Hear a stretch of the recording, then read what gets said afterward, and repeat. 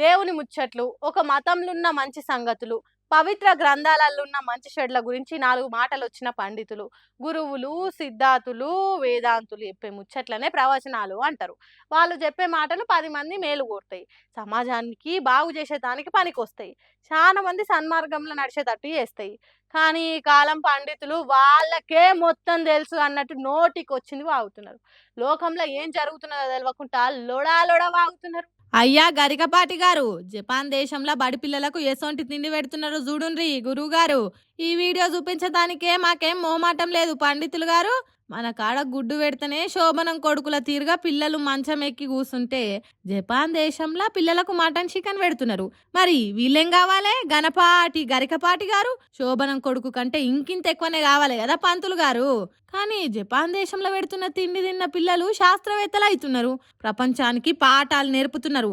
ఒక్క గుడ్డే కాదు, పంచభక్ష పరమణాలు పెడుతున్నారు. అది కూడా ఎంత పద్ధతిగా పెడుతున్నారో చూడుండ్రి.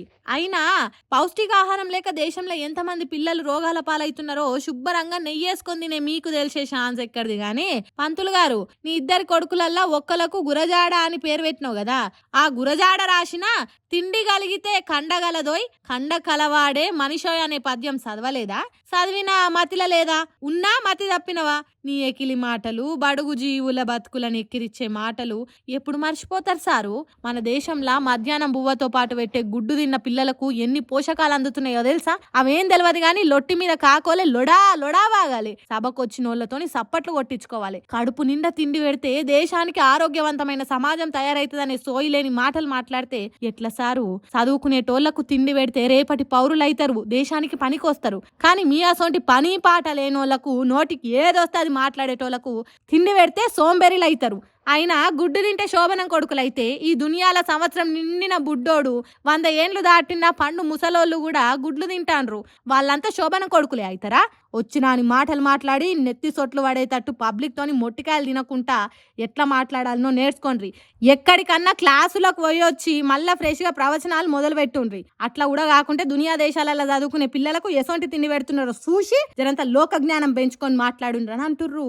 జపాన్ దేశంలో పిల్లలకు పెట్టే తిండి వీడియోలను చూసిన పబ్లిక్ చేతులు కాలినాక ఆకులు పట్టుకుంటే ఏం లాభము అనే సామెత ఉంటది లోకం మీద. కానీ కాంగ్రెస్ పార్టీలు చేతులు గాలి పొక్కులు వచ్చి చితికి పుండై చీములు గారుతుంటే అప్పుడు ఆకులు పట్టుకునే పని ముంగటేసుకున్నారట. ఏ ముచ్చట గురించి నేను మాట్లాడుతున్నా అంటే, Jagtial Congress party senior leader ఉన్నాడుగా జీవన్ రెడ్డి సార్ ముచ్చట. 63 సీట్లు కాంగ్రెస్ పార్టీ గెలుచుకోవడం, ఆనాడున్న పరిస్థితుల దృష్ట్యా కొన్ని సమీకరణలు జరగడము, వాటి పర్యవసరంగా జీవన్ రెడ్డి గారు ఇబ్బందులకు గురైనారు.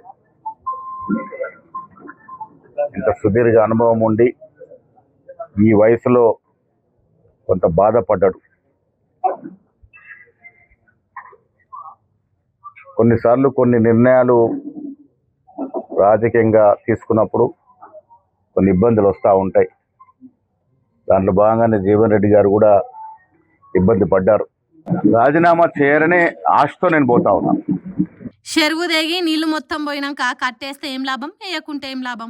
అయిపోయే జీవన్ రెడ్డి సార్ పార్టీ మారుతున్నా అని మనసులో గట్టి నిర్ణయం తీసుకున్నాక ఎంత బతిలాడితే ఏం లాభము, బాతిలాడకుంటే ఏం లాభము అన్నట్టే వేసిండు కాంగ్రెస్ పార్టీ పెద్ద మనిషి మహేష్ కుమార్ గౌడ్ సారు. జీవన్ రెడ్డి సారు ఇంటికి పోయి పార్టీ మారకే జీవన్ రెడ్డి అన్నా నువ్వు సీనియర్ లీడర్వు అట్లెట్లా నిర్ణయం తీసుకుంటావే అన్నట్టు మాట్లాడే ప్రయత్నం చేసిండు కావచ్చు. కానీ జీవన్ రెడ్డి సార్ కాంగ్రెస్ పార్టీ వాళ్ళకు జీవం లేకుండానే వేసిండు.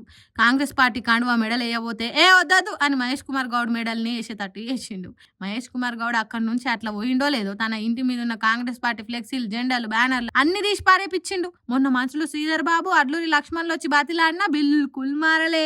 ఇప్పుడు పిసిసి అధ్యక్షుడు వచ్చి అడిగితే ఏకంగా ఫ్లెక్సీలే తీసేయించిండు. మరి ఎంతకని ఓపిక పడతాడు చెప్పుండ్రి. అరే ప్రతిపక్ష పార్టీలను కూడా అంత తిప్పల పెట్టారు కావచ్చు జీవన్ రెడ్డి సార్ ను గంతగానం బాధ పెట్టిండ్రు. 40 ఏళ్ల నుంచి పార్టీని పట్టుకుందా అట్లాడిండు. అసోంటి మనిషి మనసులో పట్టకుండా చేసిండ్రు.